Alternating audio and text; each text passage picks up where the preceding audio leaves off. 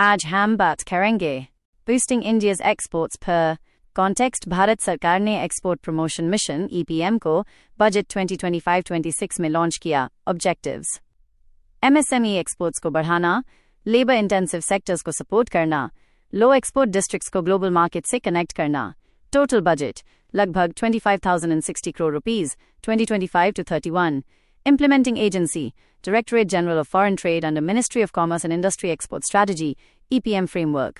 EPM अलग अलग export schemes को मर्ज करके सिंगल डिजिटल प्लेटफॉर्म बनाता है। 2 main sub-schemes. 1. निर्यात प्रोत्साहन, Financial Support, Export Credit Support, Interest to Subvention, Factoring Services, MSME, Exporter Credit Card, Collateral and Guarantee Support। इससे MSMEs के लिए फाइनेंस लेना आसान हो जाता है। 2. निर्यात दिशा, Non-Financial Support, Quality Certification, Branding and Trade Fairs Participation, Logistics Support, District Level Export Training। इससे न्यू एक्सपोर्टर्स को ग्लोबल मार्केट्स में एंट्री मिलती है। Sector focus priority labour intensive sectors, textiles, leather, gems and jewelry, engineering goods, marine products, sunrise sectors, electronics, medical devices, renewable energy components. Goal: export diversification or employment generation. India's export status: total exports approx. $778 billion 2023-24. Services exports approx. 44%. Top markets: USA, UAE, China, UK, India। धीरे धीरे global trade power बन रहा है। Important government initiatives: PM Gati Shakti, National Logistics Policy, Trade Infrastructure for Export Scheme, Digital DGFT Platform। इससे customs clearance fast होती है और logistics cost कम होती है।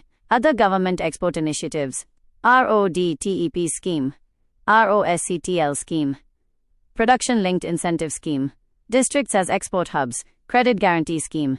Aim: export competitiveness को improve करना। Challenges: high logistics cost, MSME finance shortage, global demand slowdown, quality and standards issues, FTAs से competition। Structural reforms की ज़रूरत है। Way forward: logistics cost को GDP के 8% तक लाना, skill और quality certification improve करना, export diversification, digital trade facilitation promote करना, MSME clusters develop करना, inclusive export growth ensure करना। Conclusion: export promotion mission India को export-led growth model की तरफ ले जा सकता है। MSMEs को strong बनाकर, logistics improve करके और priority sectors पर focus करके, जो विकसित भारत 2047 के विजन को सपोर्ट कर